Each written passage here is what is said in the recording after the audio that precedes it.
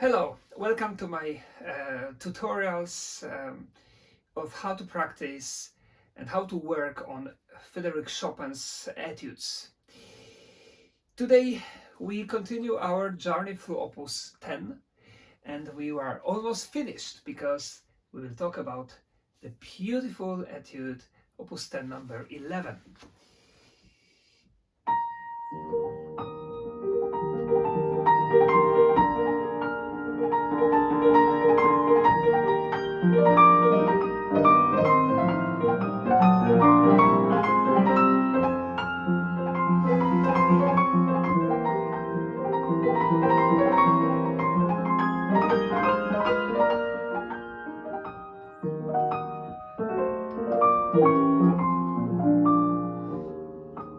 And so on.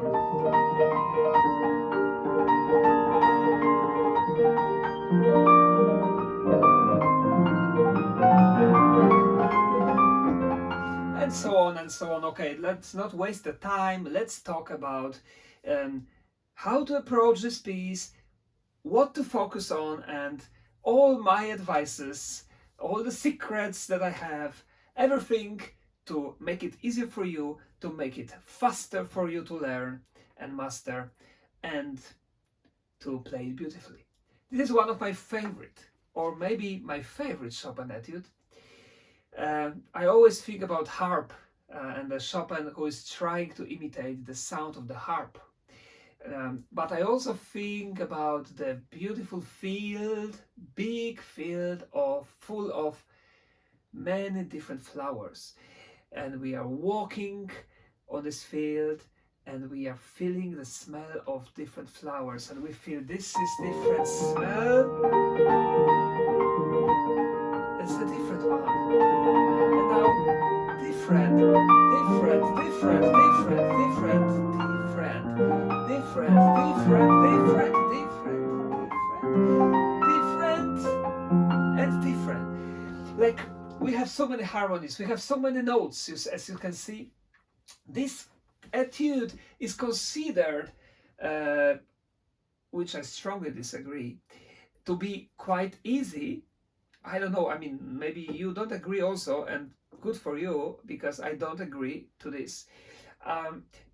Well, because it's not fast, when you compare this to the first one, or this one, or even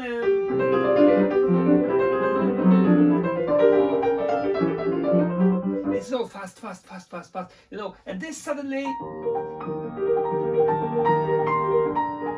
oh, it's not fast, it's beautiful. Wow, so it's beautiful, then maybe easy. Not, my friends. It's one of the hardest to play well. First of all, we also need to have fast fingers, because as you can hear, if I play it without pedal,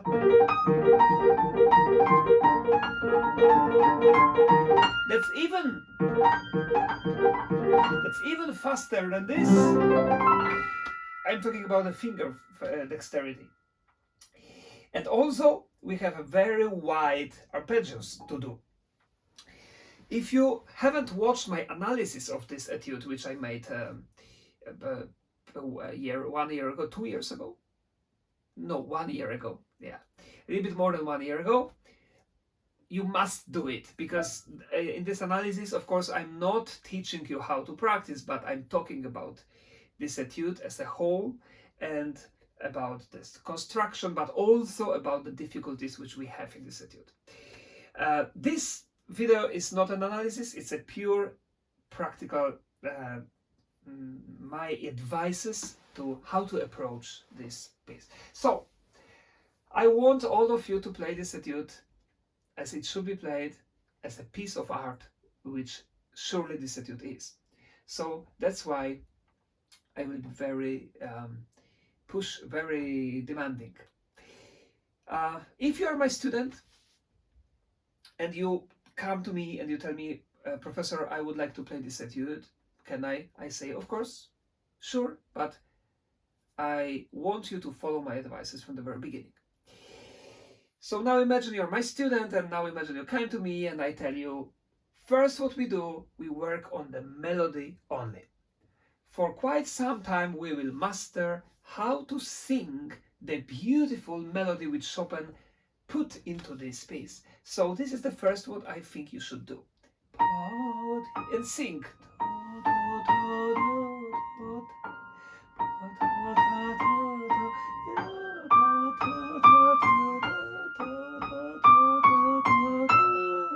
And we have a lot of dynamic here, so you should follow this dynamic. As we can see, Chopin, if you have the score here in front of you,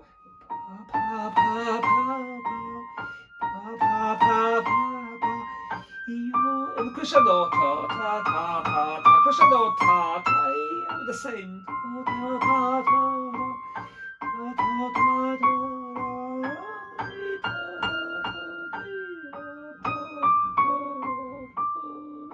As beautiful as you can, because that's what you will listen to when you play the whole etude.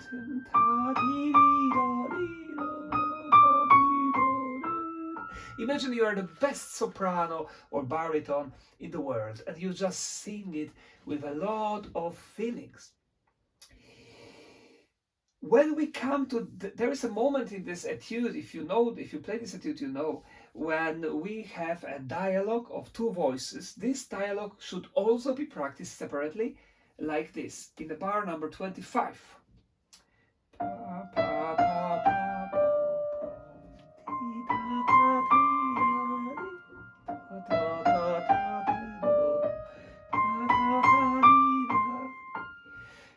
This voice is in the middle, so I will show you later how to practice this voice.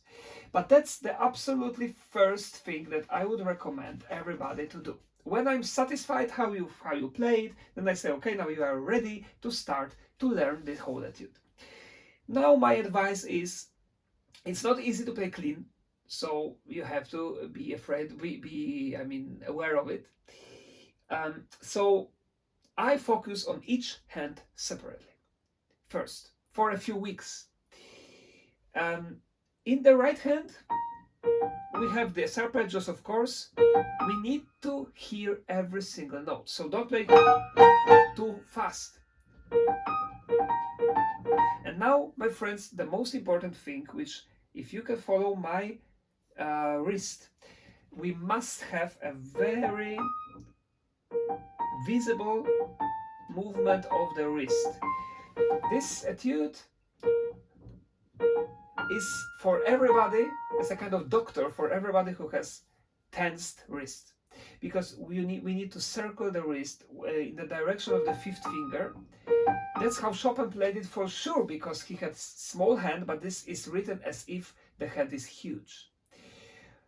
People who have huge hands, they don't need this movement of the wrist to play it clean, because they have very big hands, but I also recommend to them to do this movement, because this movement, as you can see, makes the top note much louder than the other two or three at the bottom, which is a must. We must have the top voice much louder than all the other notes here. That's another difficulty of this etude, which we will solve soon. So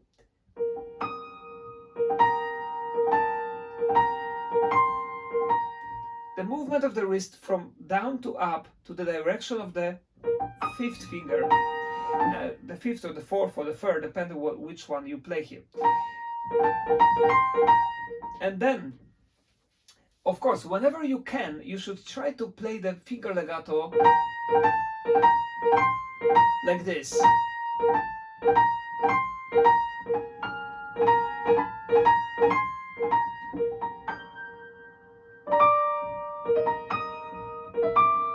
Sorry.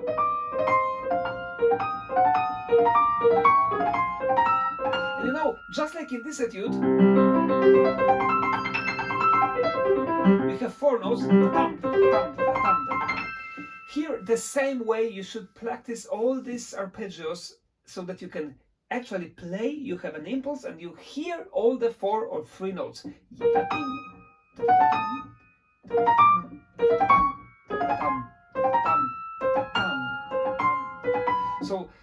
So another exercise of each hand, of course, is to practice them staccato.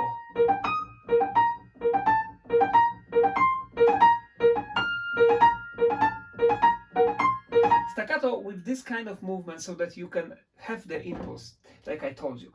Left hand, the problem is that don't play thumb too loud. That's a very important thing. Don't play, because it will be ugly later. Try to focus on the bass. And play the thumb very light. But also, as you can see, the movement of the wrist must be also used. And 4 notes.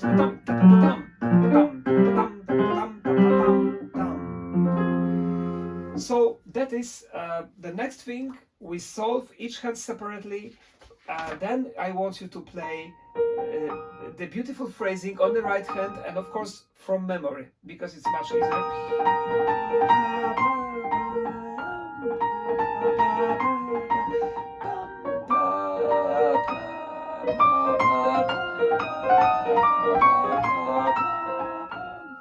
Just like that.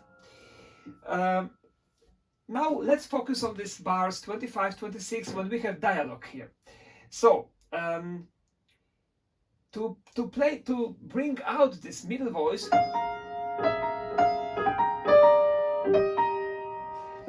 what you have to do is, when you have the hand like this and you play this arpeggio, then those two fingers, first and fifth, just you play them very like this, doing nothing with the movement, but the middle finger you have to do this kind of movement very strong.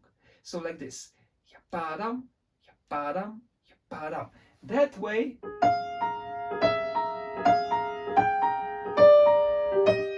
you have this middle voice, and then upper. Again, sorry, with the movement of the wrist.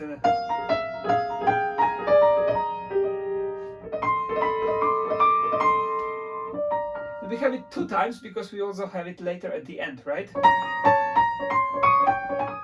From bars number 44, 45, 46, 47. Okay, when you do this, then the next step is to play it hands together. And my very good advice, in my opinion, which worked also for me, is to play it first as a kind of etude when all the notes are equally important, and to play it from the left hand to the top. Like we have 6 or 7 notes or 8 notes. Look, I'll show you how.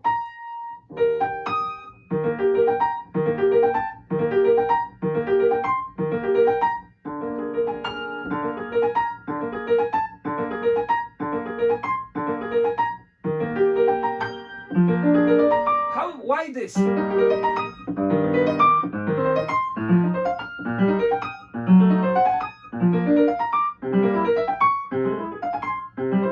Because you need to be sure that you play each of those notes and you have impulse with your fingers on this. That's a very important thing. Of course, it's not how it will be played later, but that's how you learn how you should play technically. Because, you know, first you master technically, but then there is this poetry and beauty that you also have to master. How? Well, a rubato, beautiful melody, singing, and the emotions and feelings. Now, the question is, shall we play these arpeggios together?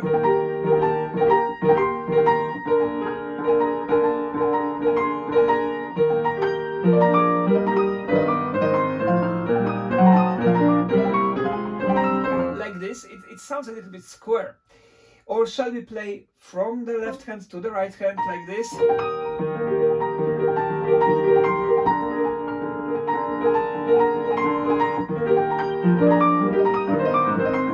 I like it more, but there is a third option, my friends, which I will reveal for you now, which I use and I play, and which is unfortunately not my copyright, but it's the copyright of the Russian pianist, the former Grigory Sokolov's assistant. His name is Alexei Orlovetsky, with whom I had the pleasure and luck of study for a few years, and who He taught me a lot about especially poetry and the Russian approach. As you know, Russian artists are extremely sensitive and poetic, and so he taught me. He gave me a fantastic idea to this etude. He told me that it should not be hearable how we play these arpeggios. In his opinion, this is like the constellation of notes like we have in the at night with many stars. We have many stars. We don't really know exactly how many and where they are. That's how it should be. So this is the highest level of playing this etude, that when you play it completely free,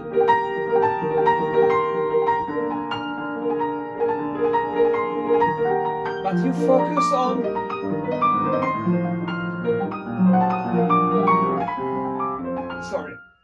you focus on the top note, and to make it as we started to practice, to make it a beautiful line as a beautiful melody.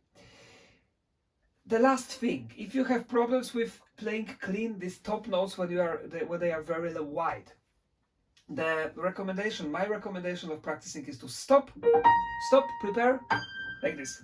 Stop, prepare,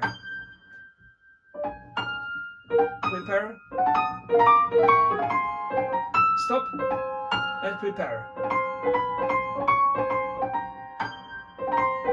So never at this, prepare first, touch the key, and then play it. This way you will never play it dirty, you will always play it clean. Remember, you have to touch and feel the key with your finger before you actually play it. And you know, after you master it, every hand separately, you play it beautifully, you put it together, then you have the endless work of making it more and more and more beautiful. This work never ends, because it can always be more beautiful than we play today. Tomorrow we are different people, we are older, more mature, richer inside, we can play it better. I think this etude is a masterpiece, and it's worth it to learn it by everybody. So I strongly recommend you to do so, and I hope my advices helped you and you will do it faster and more beautifully. Thank you very much for watching, and see you again in my next videos. We still have 13 etudes from 2 opuses to do, and then the last 3. Thanks a lot.